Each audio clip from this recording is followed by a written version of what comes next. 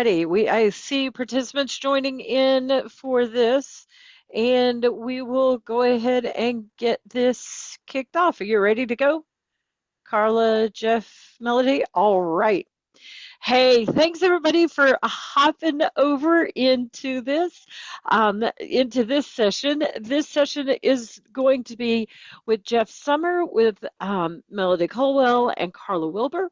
And we will be chatting with them, or they will be chatting, I should say, around the obstetrics and labor and delivery. This session is building a sustainable future for rural labor and delivery programs. And this session offers a practical look at how rural hospitals can evaluate the viability of their OB programs and make data-driven decisions to strengthen sustainability. So let's go ahead and begin. And off to you, Jeff, Melody, and Carla. Thank you so much, Amy. Pleasure to be with you all today talking about what is a really important topic in rural healthcare. So right off the bat, what are the key things to know? What are the takeaways from this session? First is that many mistakes are made when evaluating rural labor and delivery programs, and we're going to share some case studies around to illustrate those mistakes. There are specifically some opportunities to enhance the sustainability and also improve the evaluation of rural labor and delivery programs. We're going to spend some time talking about that. And perhaps most importantly, that a number of the lessons and takeaways from that we're going to share around rural labor and delivery programs apply to other program evaluation approaches, and frankly apply in general to evaluating rural affiliate performance for systems. So 3 key takeaways there as we jump into the presentation.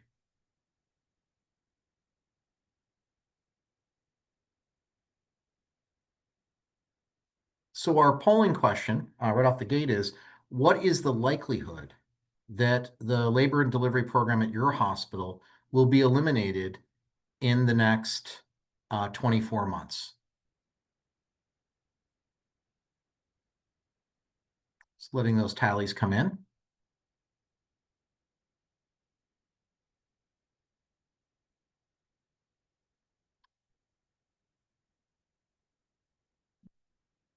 Give it a little more time.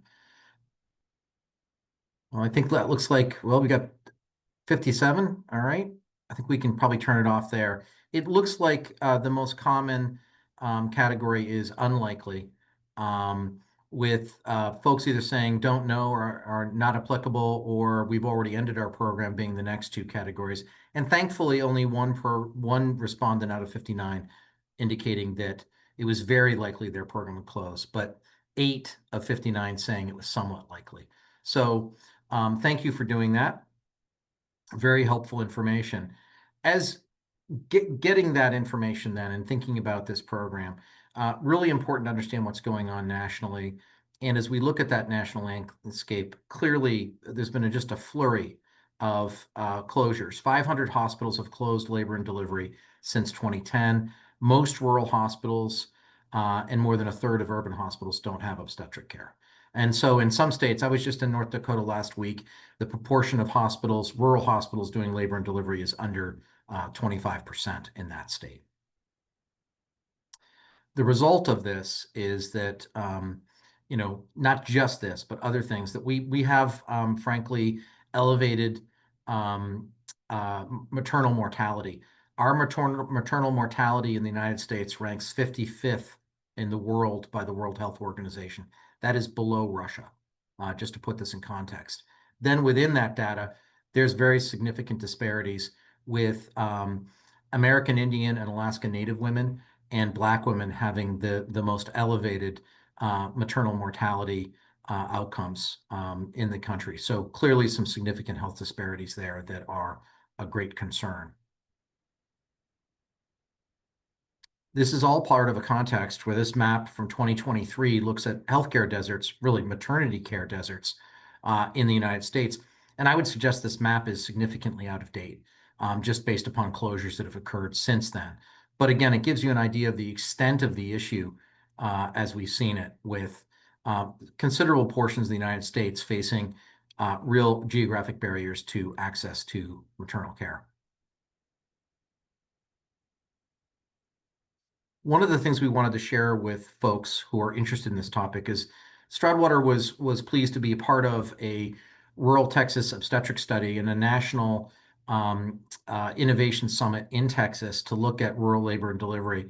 And we analyzed 15 closed labor and delivery programs in Texas, and also convened 6 innovation sites from around the country who were either training family practice obstetrics providers, or restarted an OB program, or were maintaining OB programs in the face of significant pressures. And at least a couple of the case studies that we'll share illustrate key aspects of those innovation sites.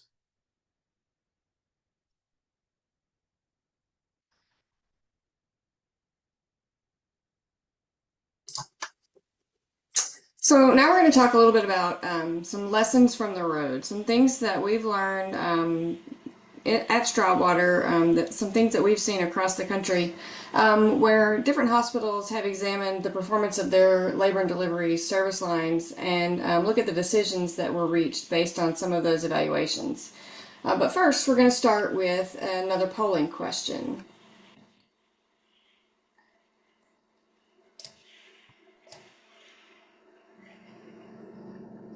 So our next polling question is, if you have a labor and delivery program at your hospital, how accurately do you believe its performance is understood or evaluated?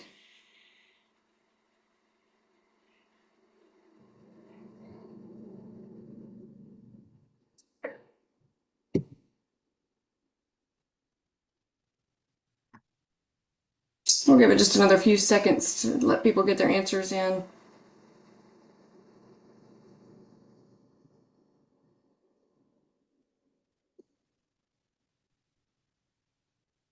All right, we can go ahead and close that, Amy. So it looks like we have about 25% of our audience today who only have a partial or incomplete picture of program performance. 45% this is not applicable. And another 20% believe that they have an accurate and complete picture of program performance. All right. And then we have a few with significant issues in program evaluation and methodology, and then another 6% that lack information for program evaluation or the methodology is flawed. So moving into our first case study. So this case study is an example from a Southern PPS hospital that was a 49-bed PPS hospital that maintained an OB program and averaged about 350 deliveries per year. The program had a full-time employed OBGYN that also performed GYN surgical procedures in addition to C-sections that was employed by the hospital. There was also a local family practice OB provider in the community. And the community had also experienced within a few years of the time of this analysis the loss of a second FP OB and a second full-time OB-GYN that was also employed by the hospital. So at the time that this analysis was performed, both of the providers that they had there in the community were sharing responsibility for call, and they handled all of the deliveries. And at the time, also, just to note, the OB-GYN clinic at the hospital was not eligible to bill as a rural health clinic. So because of this additional responsibility for the call and the loss of the previous providers, the two providers that were taking care of all of these patients were beginning to experience some significant burnout and some dissatisfaction with where they were. So in order to help with that, the hospital actually was providing some locums coverage for holiday call, and then began to work that locums coverage for call into the regular call rotation. But this really led the hospital to determine that there was a need to recruit a second full-time OB-GYN. And so as they were in the process of that recruitment, the local FQHC actually got involved and suggested that they work together on an alternative plan that would benefit both parties. And so this plan included the FQHC employing the current OBGYN that was on staff at the hospital, and then also that they would recruit and employ the second full-time OBGYN that was coming in. They would include some call coverage within the contract of for those providers, but then the hospital would have a separate agreement with the providers to provide payment for call beyond what was included in that contract with the FQHC. And then all deliveries would still occur there, and all surgeries would still occur there at the hospital. So it was a bit of a win-win in both situations. So the solution helped to take a clinic that was losing money for the hospital off of the books of the hospital, but allowed them to keep that surgery revenue and to keep that production in their surgery department so that they were staying busy. The FQHC can bill for services for OB services on a per visit basis rather than having to have those bundled payment arrangements. And then also FQHCs can receive malpractice coverage through the Federal Tort Claims Act, which allows those employees to be treated really as federal as public health service employees for liability purposes. So benefits for both parties. The current situation, the FQHC continues to employ those providers. They've actually recruited a second OB provider to the community and are continuing to recruit additional physicians. They've also hired 2 OB advanced practice providers and continue to recruit additional providers as well. Deliveries and surgeries are still being performed there at the hospital. And the FQHC was also able to obtain grant funding that was specific to women's services to help them to get this program up and off the ground. So key takeaways from this scenario, both FQHCs and independent rural health clinics can play a critical role in creating sustainable pre- and postnatal clinic business models. And depending on your state, independent RHCs and FQHC clinic visits can be paid at a higher rate than the standard Medicaid clinic visit rate. Also, in 2022, 41.3% of all deliveries nationally were covered by Medicaid, which illustrates the potential benefits of the independent RHC and FQHC payment rates to obstetric programs. In our current climate, cuts to Medicaid could significantly impact these OB services. So it's really important to understand partnership opportunities and collaboration opportunities that can really bolster those OB service lines. Looking at our second case study, this case study relates to a hospital and that was in an isolated population that decided to discontinue its obstetrics program. This hospital served that was significantly isolated and performed over 400 deliveries annually. But they decided to discontinue the obstetrics program. The nearest services were 90 miles away, and there was a military installation base nearby. And so the loss of services really negatively impacted access to these services.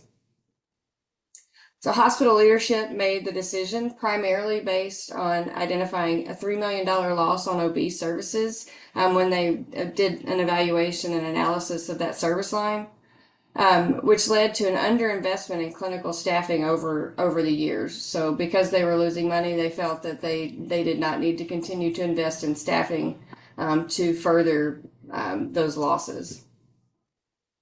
However, after subsequent review, the apparent loss that they were experiencing or that they were showing in their evaluation was primarily due to misallocation of costs on the cost report. So they were allocating $6 million of obstetrics program costs to the ancillary department rather than to the med surg department. which, labor and delivery ancillary department does not receive cost-based reimbursement, whereas the med-surg unit does. So they found that approximately 75% of costs for inpatient obstetrics care, so when the patients are not in active labor, should have been allocated to the medical surgical cost center, which does receive a relatively higher cost-based reimbursement. And by properly reallocating those costs to the medical surgical cost center, they would have received incremental cost-based payment of about $2.5 million, which made up for more than 80% of the loss that they were projecting from the OB program.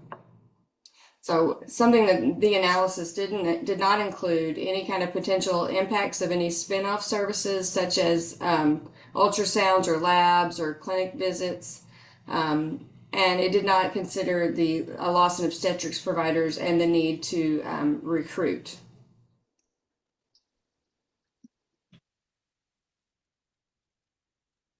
Thank you, Melody. We've got two more case studies for you. This is one that is a Southeastern Critical Access Hospital, low volume. You can see there are 80 deliveries annually, and they discontinued their OB program. They only had one provider that was doing deliveries, an FPOB. Generally speaking, that's a positive for these programs because the FPOB can typically round on newborns and reduce the pediatric call coverage. But in this case, this provider operated out of the provider-based rural health clinic, which is a plus. But because they only had one, they had to call in additional providers 60% of the time. And that additional call coverage, again, those providers were not based in the rural health clinic, meant that 100% of that call compensation was professional and therefore didn't receive cost-based payment. And so really created a strain. They had significant costs related to anesthesia call coverage, primarily due to the obstetrics program. So one of the markers for sustainability is if the OB program can be assisted because there's a fairly robust inpatient surgery program, and that anesthesia call coverage can be spread not just across OB volume, but across inpatient surgery. That's a huge help. That was not the case here. And so the total cost of the obstetrics and professional call compensation and call coverage for anesthesia was about $800,000 annually. The sum total of this, because they weren't able to take advantage of cost-based payment and the extent of the call coverage relative to the volumes, were really integral aspects of the program's closure. This organization itself was strained financially, operationally, and so didn't have the wherewithal to underwrite those kinds of losses. And as a result, the program was closed. So again, thinking about how you spread costs across inpatient surgery, thinking about how your providers, if they're employed in an RHC or an FQHC, but really in the RHC, they can qualify for cost-based reimbursement and payment for that call coverage cost. So again, RHCs are really an essential vehicle, and ensuring that you have an adequate core staff. You're not having to pay just for call coverage to cover this program is really significant in creating sustainability. So again, the direct professional costs of providers without clinic volume offsets becomes very expensive and untenable. And so the FPOB model is also helpful because it expands the primary care capacity of the organization. So something else to keep in mind as you think about pros and cons. The next case study is one of my favorites because it just really illustrates when you're evaluating a program, you really need to take a holistic point of view and really be thoughtful and careful. So this is Southeast PPS Hospital, not a CA. They had a successful OB program. Leadership of the hospital engaged an advisor to analyze the program. Happily for this organization, they had their obstetric provider costs located in their RHCs, which meant they were able to get cost-based payment and offset a significant amount of the call coverage costs. However, the analysis that was performed had significant losses for the OB program, but they included fixed costs of OB-related services in the contribution margin analysis. So these were fixed costs that wouldn't go away even if the OB program was closed. And so in that instance, we believe those fixed costs are not included appropriately, overstating the program's losses. So that was mistake number one. Mistake number two was not taking into account the impact on disproportionate share percentage eligibility for 340B. So while the program was losing $700,000 to $800,000 a year based on this flawed analysis, by not including the impact on DISH, they would have effectively taken 2.5 million of revenue that flowed to the hospital from the 340B program off the table annually. So even with the flawed analysis, by excluding the impact on 340B, they got the answer wrong. But the analysis itself, again, included fixed costs that shouldn't have been part of the analysis. So takeaways. You need to take a holistic view. The impact on ancillaries, the impact on eligibility for 340B clearly need to be included.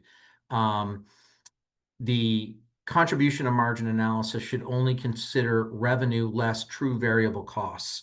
So again, if you're allocating fixed costs when you're doing a program evaluation, and those fixed costs would remain even if that program was eliminated, you're doing a flawed analysis and may eliminate a program that actually has a positive contribution margin toward underwriting those fixed costs and helping to pay for them. So don't include overhead, and make sure you do include spin-off effects on ancillary services.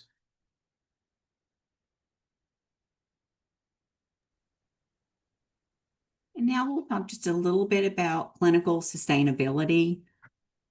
One of the most frequent clinical challenges that we see in sustaining your high quality obstetrical care delivery is maintaining competencies. Low volumes increase the likelihood of losing important skills. We've heard before the saying, if you don't use it, you lose it, and that can be very, very true. This is a huge liability, not only for the facility, but the staff as well. There are a lot of frequent changing of best practices. OB providers and staff may not always be aware of those best practice changes, or they may be a little less inclined to deviate from some of the practices that the way we've always done it, or the way that we were trained. Also, facilities may not reference some of the latest practice guidelines or maintain protocols and policies that adhere to the changes in our conditions of participation as well. So, utilizing resourcing guidelines is key as well. And our rural facilities quite often lack education and training resources, and that seems to be a huge challenge for them. And they don't have the outside funds for outside training as well. Some opportunities around patient safety and competencies is to design your orientation and ongoing programs and ongoing education for particularly high-risk, low-volume cases, the types of things that we typically don't see. That's where we really need to focus a lot of our efforts on education.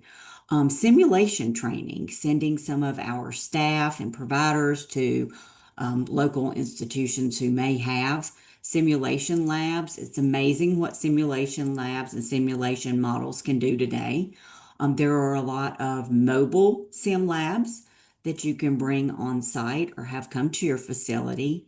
Partnering with high volume facilities that do have, these larger facilities that do have a lot of volume of OB patients and OB cases, sending our providers and staffs for hand-on training in there just to keep up with the competencies that we need to make sure we maintain. Internal training, Some of the rural hospitals I've learned recently are having ED and OB physicians help to train the nursing staff to stay on top of some of the more difficult cases and hold mock drills. Mock drills should be something that's just built into your ongoing education so that our obstetrical teams can stay up to date, and the emergency department as well. Certifications for staff, the NRP Neonatal Resuscitation Program and AWHONN for their fetal heart monitoring program are a good opportunity to maintain some of those competencies as well.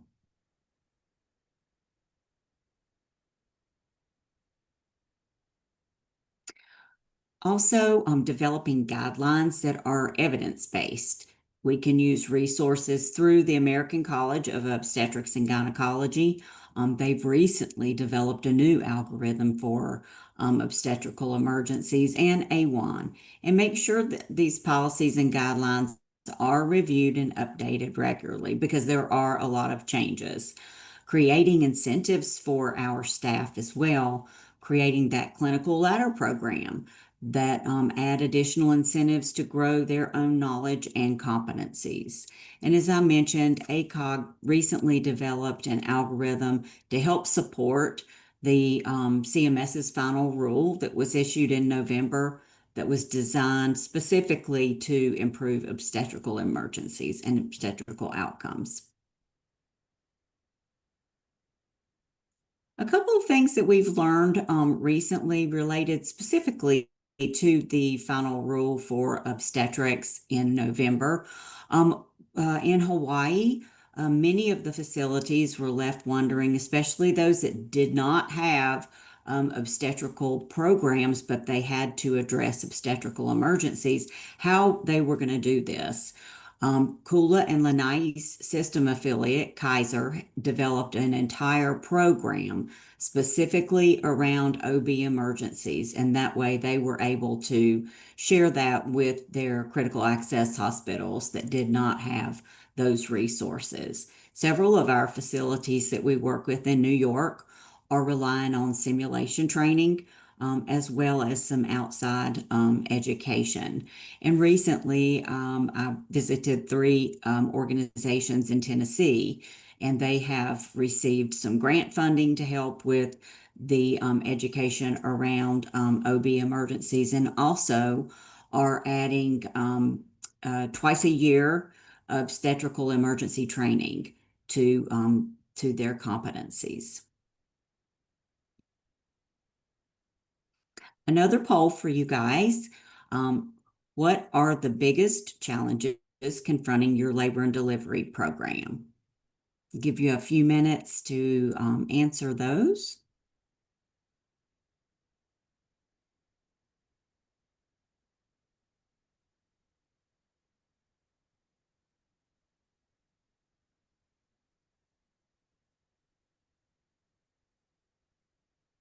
It's still moving.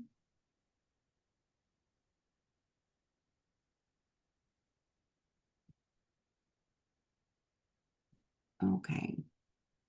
All right, Amy, you can stop there. Thank you. It looks like out of those who did answer, out of the 63 that did answer, 37% not applicable, 25% financial losses due to low volume, payer mix, or significant standby and on-call costs. 24% the ability to recruit and retain providers and key staff. And then from there, maintaining clinical competencies at 6%, poor Medicaid payment at 5%, and then other. All right. Thank you for that.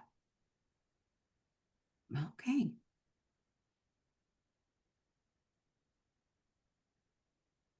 Thank you, Carla. Mhm. And thank you, Melody. Wanted to wrap up with a couple of thoughts here on the following slide. And really, this gets back to, this is a bigger issue than rural labor and delivery, but rural labor and delivery is a great place to focus. based upon the case studies, and this is just a sample of what we found in our travels and in our experience, the mistakes that we've identified, more than none, um, um, of the labor and delivery programs that have closed may have been closed based upon incomplete or flawed analysis, right? Some of that is dependent upon the health and the strength of the organization, but the fact that missing the impact on 340B, including fixed costs in the analysis that may not be appropriate, looking for partnership opportunities with FQHCs instead of competing. Are there opportunities to collaborate in a way that can help sustain labor and delivery programs within the community? There's another great example, similar to one that Melody shared, around a critical access hospital and an FQHC partnering to do just what she described, a slightly different fashion, but same effect. So those are all really important. Getting the cost report right. The other case study that Melody highlighted, incredibly important. Ultimately, some of these programs are going to close because of the availability of providers or just the standby costs incurred. But the ability to spread those standby costs, allocating anesthesia standby to inpatient surgery volume, trying to grow inpatient surgery volume to spread those costs, using FPOBs so that the family practice providers in your community can round on pediatrics. I've heard from more than one hospital leader that actually the pediatrics call coverage was, the final nail in the coffin for their program. So coming up with those approaches. Ultimately, at the end of the day, what we are focused on at Stroudwater is trying to improve decisions about resource allocation and performance evaluation so that communities have the care that they need and that they can sustain. And we want to avoid mistakes. So when evaluating value, make sure the contribution margin includes the value of incremental referrals. This is more relevant to evaluating a rural affiliate in total, but again, understanding the spinoff, the ancillary spinoff, the labs, the ultrasounds that may be created from a labor and delivery program, incredibly important. We've talked about opportunities to allocate costs, making sure you get the cost report right. Again, one of the examples that Melody shared, and making sure that the medical surgical component of the inpatient stay is 75% of the time, as opposed to allocating 100% of those costs to labor and delivery, which doesn't get cost-based payment, doesn't impact that ratio. Getting variable versus fixed costs correct, making sure that you're not layering in fixed costs to evaluating a program. If those fixed costs will remain if the program closes, they should not be part of the analysis. By the same token, if there's revenue that will go away with the elimination of the program, that revenue should be included as a positive attribute of the program, whether that's 340B or the ancillary spinoff. I think the overarching thing, and this is the FQHC opportunity, but also other opportunities that exist, unique rural-based programs don't take conventional wisdom as definitive. We all know how hard labor and delivery is, but again, there are some techniques and strategies for enhancing program sustainability. With that in mind, I think the next slide has contact information, and I think we might have time to answer at least one question before we adjourn. All right, Jeff. And to the audience, just want to say here is their contact information if you want to get in touch with them, or you can send a chat through. I know we've received some chats.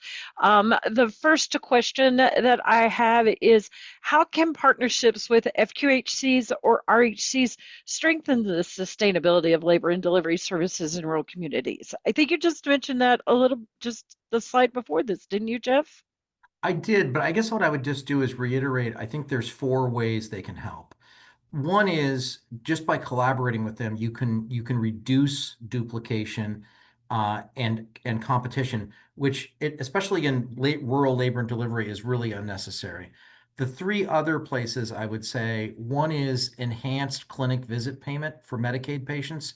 In most states, the FQHC is going to get paid 2 to 3 times per clinic visit what a typical Medicaid enrollee would get paid. I think Melody covered that really, really well. I think she also covered the break in malpractice insurance costs via the Federal Tort Claims Act and how that greatly reduces those costs. And the third thing that was really a factor in another case study that of a client of ours was ongoing support from 330 grant funds. The labor and delivery, because it was now based at the FQHC, those providers were employed by the FQHC, was a new service. And so there was ongoing 330 grant fund support to help sustain that program. So that's all changes the economics. From the hospital perspective, if you're assuming it doesn't take you out of eligibility for 340B, reducing what could be money-losing clinic operations is a positive, and not having to pay the medical malpractice is also a positive. So those can really help with program sustainability going forward. Oh, thanks for that information. We did have a few other questions, but the slide deck, a recording of this presentation, as well as the answers to those questions will be distributed to everyone who has registered for this webinar. So thank you very much to Jeff, Carla, and Melody for sharing this information with us. You know, it was very thoughtful roadmap to support that while balancing out the operational realities that facilities face.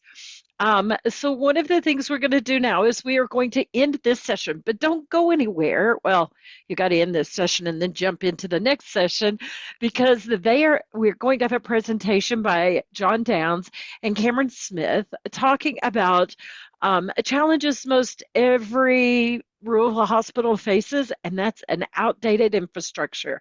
JD promised me that he was going to have some, exciting things coming through in the presentation, so really looking forward to that. Thank you all. If you cannot join, we just thank you for your time that you have given to us today. And again, thanks for presenting, Jeff, Carla, and Melody. See you on the next session. Thank you.